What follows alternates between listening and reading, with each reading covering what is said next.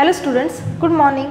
पहा, आपण तुमचा इयत्ता 8वीचा सामान्य विज्ञान या पुस्तकातील प्रकरण 5 पाहतोय. त्या प्रकरणाचं नाव आहे अणूचे अंतरंग.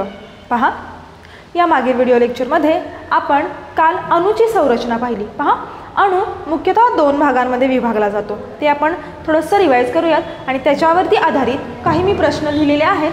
हे प्रश्नांची उत्तरं आपण शोधायची आहेत. ओके, तर अणू हे मुख्यतः 2 भागांमध्ये विभागलेले असतात. एक म्हणजे केंद्रक आणि दुसरं म्हणजे केंद्रकाबाहेरील भाग.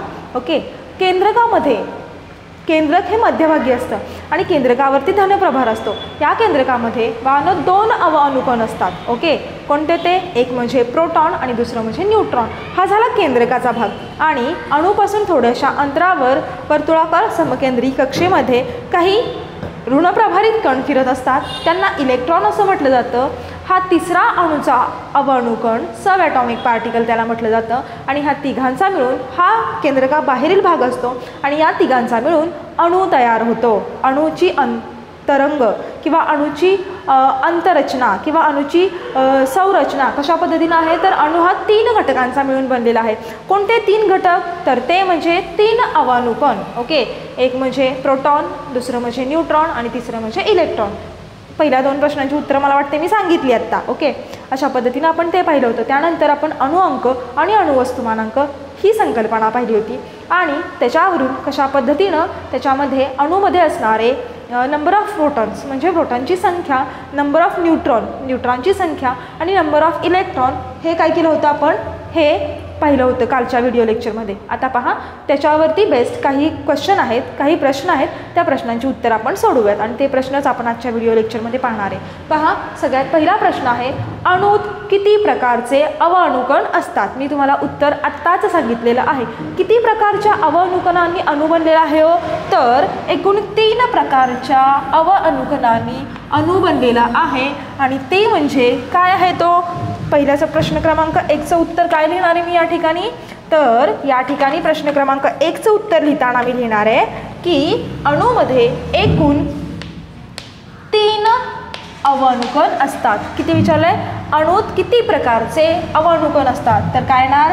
अणूत 3 प्रकारचे अणुकण असतात.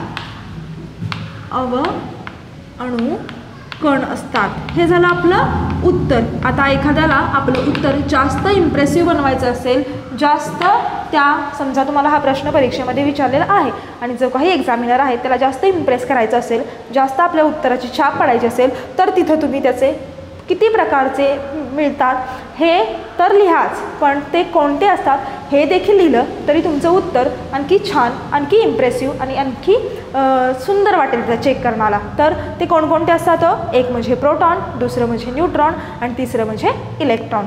हा झाला प्रश्न क्रमांक 1चं उत्तर. आता पहा, प्रश्न क्रमांक 2 काय दिलेला आहे? प्रश्न क्रमांक 2 असा आहे की कोणते अणुकण प्रभारयुक्त आहेत? पहा, एकूण 3 अणुकण आहेत. एक म्हणजे प्रोटॉन, दुसरं म्हणजे न्यूट्रॉन आणि तिसरं म्हणजे इलेक्ट्रॉन. हो की नाही? एक कोणता आहे? प्रोटॉन आहे. हां, दुसरा कोणता आहे? न्यूट्रॉन आहे आणि तिसरा कोणता आहे? तर तिसरा हा इलेक्ट्रॉन आहे. त्यांनी विचारले की यापैकी कोणते अणुकण प्रभारयुक्त आहेत? आपल्याला माहिती आहे प्रोटॉनवरती धनप्रभार असतो, इलेक्ट्रॉनवरती ऋणप्रभार असतो, तर न्यूट्रॉनवरती कोणत्याही प्रकारचा प्रभार नसतो. सो आपल्या प्रश्नाचं उत्तर काय झालं आपण इथे लिहिणार आहे, तर प्रोटॉन आणि इलेक्ट्रॉन हे अणुकण प्रभारयुक्त आहेत. काय लिहिणार आहे मी इथं? प्रोटॉन आणि इलेक्ट्रॉन असं म्हणूयात आपण. ओके, आता प्रश्न क्रमांक 3 पहा काय आहे? केंद्रकात कोणते अणुकण असतात? पहा, हा आहे अणू. अणूच्या मध्यभागी केंद्रक आणि केंद्रकाच्या भोवती फिरणारे अणुकण, दुसरे ऋणप्रभारित. हो की नाही? त्यांनी काय विचारले? केंद्रकामध्ये कोणते अणुकण असतात? कोणते असतात? केंद्रकामध्ये एकूण 2 अणुकण असतात. एक म्हणजे प्रोटॉन आणि दुसरं म्हणजे न्यूट्रॉन. सो उत्तर काय झालं आपल्या प्रश्न क्रमांक 3चं? प्रोटॉन व न्यूट्रॉन. पहा, प्रश्न क्रमांक 4, केंद्रकाभोवती परिभ्रमण करणारे इलेक्ट्रॉन कोठे असतात? पहा, आपण नील्स बोहर यांचं स्थायी कक्षा अणुप्रारूप पाहिलं की नाही? त्याच्यामध्ये आपल्याला माहिती आहे त्यांनी काय सांगितलं, तर अणूच्या केंद्रभागी अणूच्या मध्यभागी केंद्रक आहे आणि ते धनप्रभारित आहे आणि या धनप्रभारित केंद्रकाच्या भोवती एका समकेंद्री वर्तुळाकार कक्षेमध्ये समकेंद्री वर्तुळाकार कक्षेमध्ये ऋणप्रभारित कण फिरत आहेत. म्हणजे ते आणि त्या समकेंद्री वर्तुळाकार कक्षेला त्यांनी काय म्हटलं, तर कवच असं म्हटलं. आणि एकूण किती कवच आहेत? खूप सारे आहेत. के आहे, एल आहे, एम आहे, एन आहे, ओ आहे आणि ऑनवर्ड्स. सो आपल्या प्रश्नाचं उत्तर काय येणार आहे? केंद्रकाभोवती परिभ्रमण करणारे इलेक्ट्रॉन कवचांमध्ये असतात.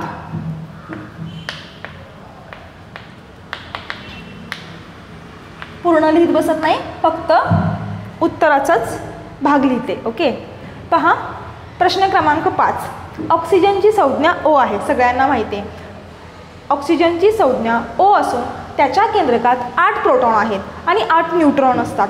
यावरून ऑक्सिजनचा अणुअंक आणि ऑक्सिजनचा अणुवस्तुमानांक ठरवा, तसेच त्यांची चिन्हांकित संख्येने मांडणी करा. काय विचारलेलं आहे हो? काय सांगितले? पहा, ऑक्सिजनची संज्ञा O दिलेली आहे, हो की नाही? त्याच्या केंद्रकामध्ये किती आहेत प्रोटॉन? 8 प्रोटॉन, 8 न्यूट्रॉन आहेत. तर यावरून ऑक्सिजनचा अणुअंक आणि ऑक्सिजनचा अणुवस्तुमानांक काढायचा आहे. काय काढायचं आहे आपल्याला? ऑक्सिजनचा अणुअंक. पहा, अणुअंक कोणाचा काढायचा आहे? ऑक्सिजनचा काढायचा आहे. तर अणुअंक म्हणजे काय असतो? झेड असतो. आणि अणुवस्तुमानांक म्हणजे काय असतो? तर अणुवस्तुमानांक म्हणजे ए असतो. आता आपण कालच्या व्हिडिओ लेक्चरमध्ये अभ्यासलेला आहे की अणुअंक म्हणजेच काय असतं, तर त्या ऑक्सिजनच्या केंद्रकामध्ये असणारी प्रोटॉनची आणि कोणाची संख्या, तर इलेक्ट्रॉनची संख्या. आणि आपल्याला माहिती आहे प्रोटॉनची संख्या आणि इलेक्ट्रॉनची संख्या बरोबर किती असते हो? इक्वल असते. म्हणजे जर का 8 प्रोटॉन असतील तर इलेक्ट्रॉन पण किती असणार आहे? तो 8 इलेक्ट्रॉन असणार आहे. आणि हा दोन्ही नंबर, हा नंबर म्हणजेच काय असतो? तो अणुअंक असतो. म्हणजेच अणुअंक किती आला ऑक्सिजनचा? तर ऑक्सिजनचा अणुअंक 8 आला. का 8 आला? कारण की प्रोटॉनची संख्या किती आहे? 8 आहे. आणि आपण जेव्हा इलेक्ट्रॉनचा अभ्यास केला होता बाळांनो, तेव्हा तिथे लिहिलं होतं त्या एखाद्या मूलद्रव्याच्या अणूमध्ये जे काही नंबर ऑफ इलेक्ट्रॉन्स असतील, जे काही इलेक्ट्रॉनची संख्या असेल किंवा प्रोटॉनची संख्या असेल ती बरोबरच असणार आहे. जेवढी प्रोटॉनची संख्या तेवढीच इलेक्ट्रॉनची संख्या, आणि जेवढी इलेक्ट्रॉनची संख्या तोच त्याचा अणुअंक असतो. ओके, सो इथं अणुअंक किती येणार आहे? 8 येणार आहे. आणि अणुवस्तुमानांक तुम्हाला मी काल शिकवले. अणुवस्तुमानांक म्हणजे काय असते हो? तर प्रोटॉनची आणि न्यूट्रॉनची बेरीज म्हणजे काय असते? तर अणुवस्तुमानांक असतो. म्हणजे अणुवस्तुमानांक किती येणार आहे हो? तर 16 येणार आहे. आणि ते लिहिताना त्यांनी काय सांगितले? तसेच त्यांची चिन्हांकित संख्येने मांडणी करा. आपण काय केलं? अणुअंक काढला, तो आला 8. अणुवस्तुमानांक काढला, तो आला 16. आता लिहायचं कसं? मी तुम्हाला काल शिकवलंय. अणुवस्तुमानांक ए इथं लिहितात आणि अणुअंक इथं लिहितात. तर माझं उत्तर कसं येणार आहे? लिहिताना मी कसं लिहिणार आहे या ठिकाणी? पहा, समजून घ्या. इयत्ता 11वी गेल्यानंतर सुद्धा तुम्हाला या सगळ्याला फेस करायचं आहे. हे सगळं तुम्हाला आहे, परीक्षेमध्ये विचारलं जातं. पहा, इथं झेड किती आला माझा? म्हणजेच काय? अणुअंक. तो किती आला? 8 आला. आणि अणुवस्तुमानांक किती आला? 16 आला. आणि ते अशा पद्धतीनं लिहितात. हे समजलेलं आहे. पहा, आता आपण 6वा प्रश्न पाहूयात. कार्बनचा अणुअंक झेड 6 आहे. तर कार्बनच्या अणूत किती इलेक्ट्रॉन असतील? पहा, खूप सोपं आहे. कार्बनचा अणुअंक सांगितलेला आहे.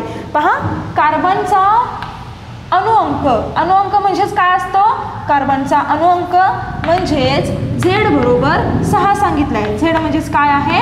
अणुअंक आहे. आणि मी तुम्हाला आत्ताच सांगितलं की एखाद्या मूलद्रव्याच्या अणूमध्ये असणारे नंबर ऑफ इलेक्ट्रॉन म्हणजे त्याचा काय असतो, अणुअंक असतो, किंवा त्याचा जो काही अणुअंक असेल तेच त्याचे नंबर ऑफ इलेक्ट्रॉन असतात आणि तेच त्याचे नंबर ऑफ प्रोटॉन असतात. समजलं? म्हणजे जेवढा काही अणुअंक असेल तेच तुम्ही त्याचे डोळे झाकून काय लिहायची, त्याच्यामध्ये असणारी प्रोटॉनची संख्या. जेवढा काही अणुअंक असेल त्याच्यामध्ये असणारी इलेक्ट्रॉनची संख्या. सो प्रश्नाचं उत्तर काय येणार आहे माझ्या, कार्बनचा अणुअंक जर का 6 असेल तर कार्बनच्या अणूमध्ये किती इलेक्ट्रॉन असतील, तर किती येणार आहे हो, तर कार्बनच्या अणूमध्ये 6 इलेक्ट्रॉन असतील बाळांनो. 6 इलेक्ट्रॉन असतील. ओके, किंवा 6 इलेक्ट्रॉन असं म्हणते, फक्त उत्तराचाच भाग मी लिहिते इथं. पहा पुढचा प्रश्न काय दिलेला आहे, सोडियमच्या अणूत 11 इलेक्ट्रॉन आहेत तर सोडियमचा अणुअंक किती. पहा हाच प्रश्न त्यांनी फिरवून विचारलाय बरं का. हां, इथं काय दिलाय, अणुअंक दिलाय 6 आणि विचारलंय काय, इलेक्ट्रॉनची संख्या. इथं काय विचारलंय, सोडियमच्या अणूमध्ये 11 इलेक्ट्रॉन आहे तर त्याचा अणुअंक किती असेल. डोळे झाकून उत्तर सांगा बरं. व्हेरी इझी, जो काही अणुअंक असेल तोच काय असतो, इलेक्ट्रॉनची संख्या असेल. जो काही अणुअंक असेल तीच काय असते, प्रोटॉनची संख्या असते. जी काही प्रोटॉनची आणि जी काही इलेक्ट्रॉनची संख्या असते तोच त्या मूलद्रव्याचा अणूचा अणुअंक असतो. सो इथे उत्तर काय येणार आहे, तर सोडियमचा अणुअंक किती येणार, जर का त्याच्यामध्ये 11 इलेक्ट्रॉन असतील तर जेवढे नंबर ऑफ इलेक्ट्रॉन तेवढाच सोडियमचा अणुअंक. अणुअंक म्हणजे काय असतं, सोडियमचा अणुअंक.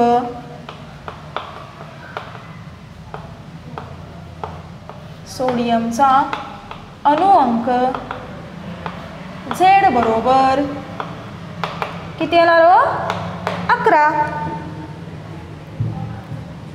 पहा आता मॅग्नेशियमचा अणुअंक Z आणि अणुवस्तुमानांक A हे 12 आणि 24 आहेत तर ते सांकेतिक चिन्हामध्ये कसं दाखवाल. खूप सोपं, कालच तुम्हाला मी शिकवले. पहा अणुअंक म्हणजे काय दिलेला आहे, Z, तो किती दिलेला आहे, 12. ओके, आणि अणुवस्तुमानांक म्हणजे तो काय आहे, तर अणुवस्तुमानांक कुठल्या संज्ञेने दाखवतात, A या संज्ञेने दाखवतात आणि तो किती आहे, 24. तर हे तुम्ही सांकेतिक चिन्हामध्ये कसं लिहाल मी तुम्हाला काल शिकवलं होतं. X म्हणजे कोणतंही मूलद्रव्य, इथं लिहितात अणुवस्तुमानांक, इथं लिहितात अणुअंक.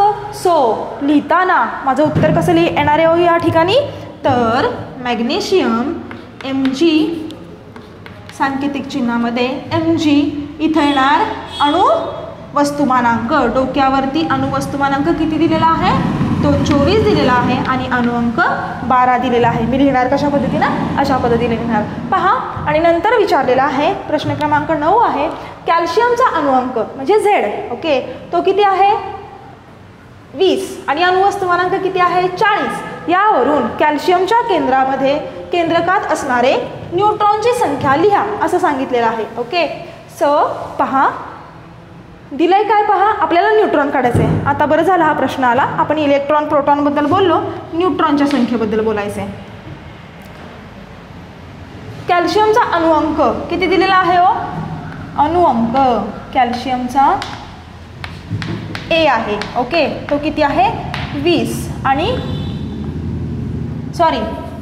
अणुअंक Z असतो आणि तो आहे 20. अणुवस्तुमानांक तो किती आहे, A, तो आहे 40. तर काढायचं आहे काय, न्यूट्रॉनची संख्या काढायची. आता न्यूट्रॉनची संख्या काढताना मी तुम्हाला काल शिकवलं होतं की न्यूट्रॉनची संख्या कशी काढतात तो, एखाद्या अणूमध्ये असणारी न्यूट्रॉनची संख्या ही A वजा Z अशी काढतात. तर A किती आहे, 40 आहे, वजा Z किती आहे, 20 आहे, बरोबर किती आली, न्यूट्रॉनची संख्या 20 आली. सो माझं उत्तर काय येणार आहे इथं, 9 नंबरचं, कॅल्शियमच्या केंद्रकात किती असतील, 20 न्यूट्रॉन्स असतील.